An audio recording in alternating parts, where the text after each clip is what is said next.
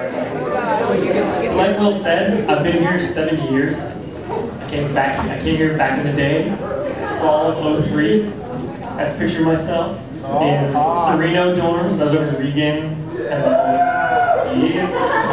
they're the old like ghetto dorm. It was great. Good time. I like them. Like I said, so this year I've had the opportunity to kind of be an old kid. I've been here for 7 years because I realized that if you go consecutively, the only person who's been here longer than I have is Jen Clear. Will's been in DCF longer than I have, but my first 2 years, Will was in Montana. Oh, good point. Yeah, so that's been over here for 7 years. I've watched as staff has changed. When I first came, staff was Jen Hughes, now Jen Clear, and Terry Slope. Wow. That was it. I remember it was spring '04 when Jack and Renee came. I remember when Renee first spoke in Social Science 1100, I remember thinking, who are these people from the great land of Oregon? DC Davis. I was a double major, so it took me 5 years to graduate.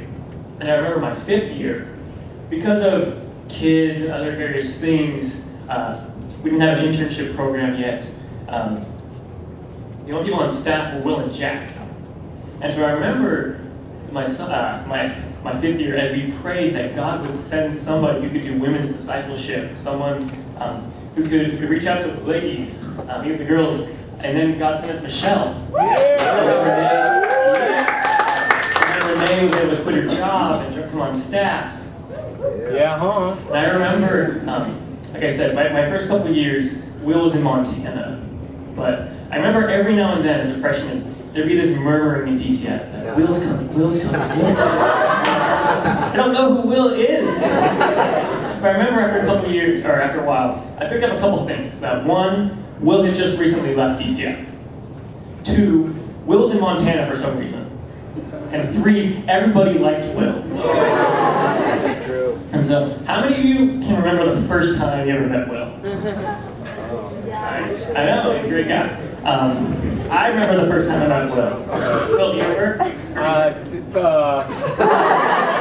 Yeah, I do. I will never forget this, and I will explain to you why. So it was my sophomore year. It was end of winter quarter. DCF back then started at 7:30, which meant it actually started at 8. But because of like the bus schedule, I got here at 7.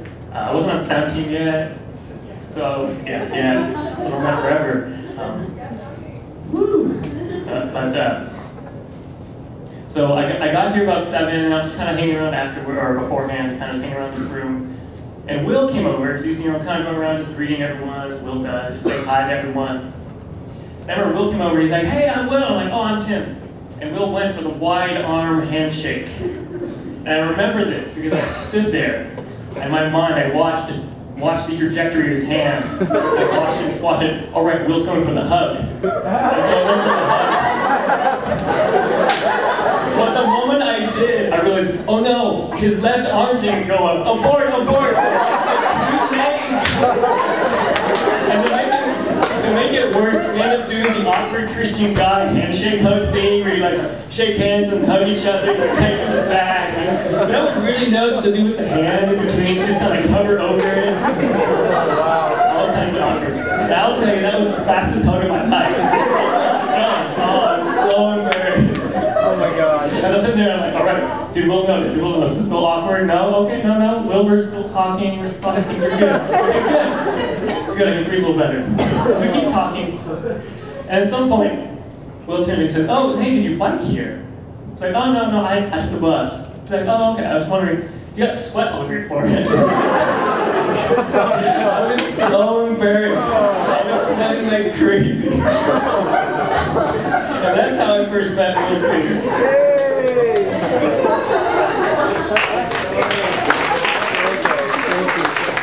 Even though a couple years later, I had him as a boss. But it's not fun.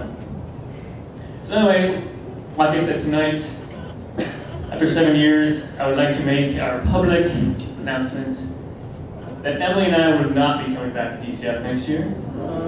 I know. It's been good times. We're getting married in exactly 50 days. Very excited, and we will then be moving to Sacramento, where we'll be working with Chi Alpha, which is the national organization that DCF is part of. We're working with Chi Alpha at Sac State. Come on. So with that said, tonight I just kind of want to give some closing thoughts. Having been around forever and a day, some things I've seen over the years. And so, how many of you ever had somebody ask you, what's your life verse? Had a few times, and these people, they mean well.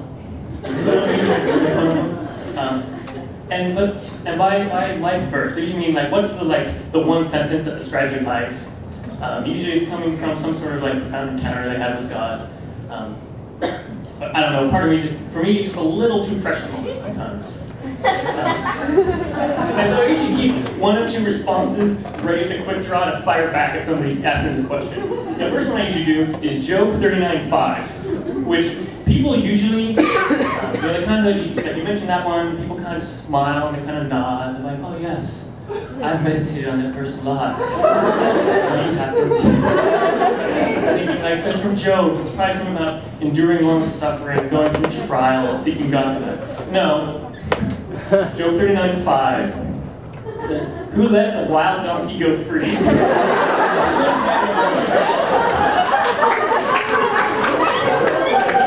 There's also Proverbs 26, verse 11.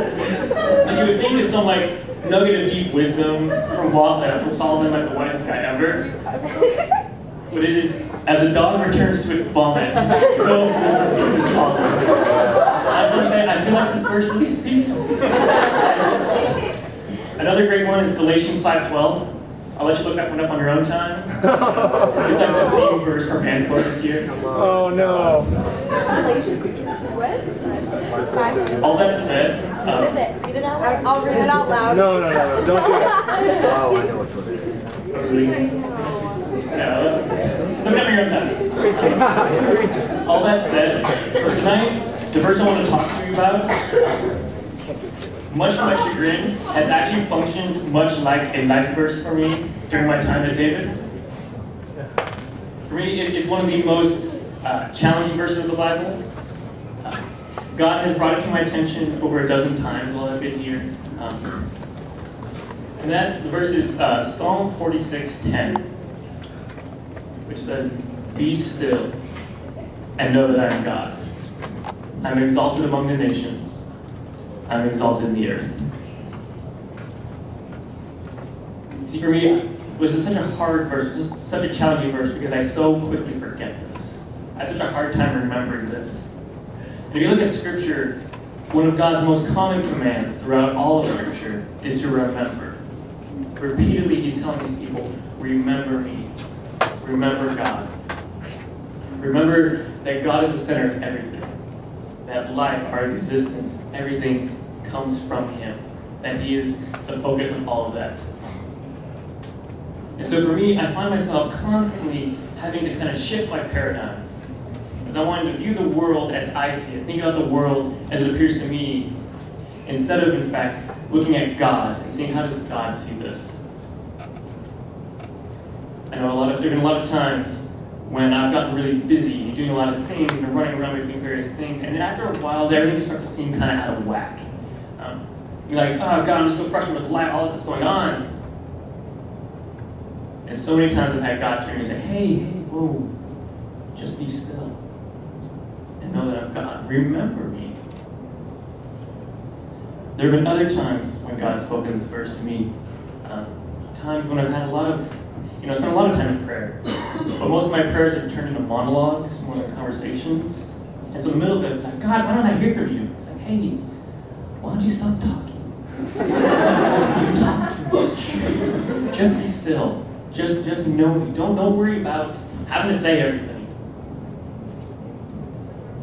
I know for me, there was also that time every quarter when it seems like every project and every midterm all happens within the same 3-day period. And be like, God, I just can't do it. God, there's just too many tests. God, you know all I have to do and all the expectations upon me for people I can't let down. And I say every time, hey, remember last quarter when you